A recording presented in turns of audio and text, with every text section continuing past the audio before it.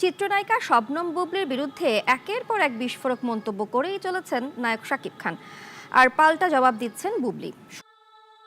এবার বুবলির বিরুদ্ধে অভিযোগ তুললেন অপু বিশ্বাস। কি সেই অভিযোগ? কেন দোষ দিচ্ছেন বুবলিকে? বুবলি বলছেন, আমি যখন শাকিব খানকে বিয়ে করেছি আমি শুধু তাকেই দেখেছি। তখন সে সিঙ্গেল ছিলেন, তিনি শুধু আমারই হাজবেন্ড ছিলেন। অপুকে ডিভোর্স দিয়ে সে সিঙ্গেল হয়ে গেছে।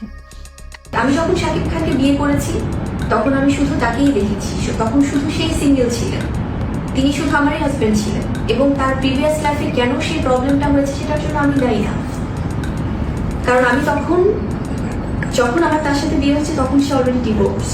আমি যে মানুষটাকে বিয়ে করেছি, যে মানুষটাকে বিশ্বাস করেছি, যে মানুষটাকে ভালোবেসেছি, সে যখন আমার কাছে এসেছে বা তাকে যখন আমি দেখেছি, এটা তো একটা ভালোবাসা ছিল, একটা রেসপেক্ট ছিল।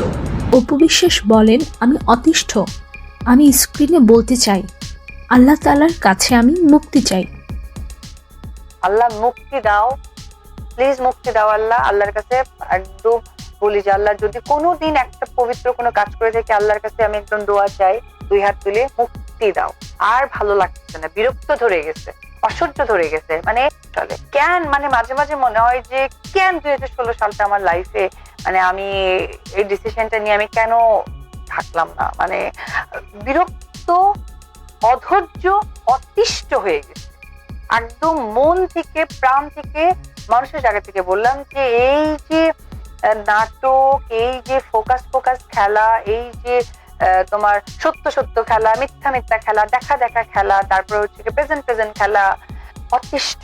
মানে এটা কোন ভাষায় বললে সেটা দর্শক থেকে শুরু করে হেটার্সরা অব্দি বিশ্বাস করবে, মানে পুরো অতিষ্ঠ হয়ে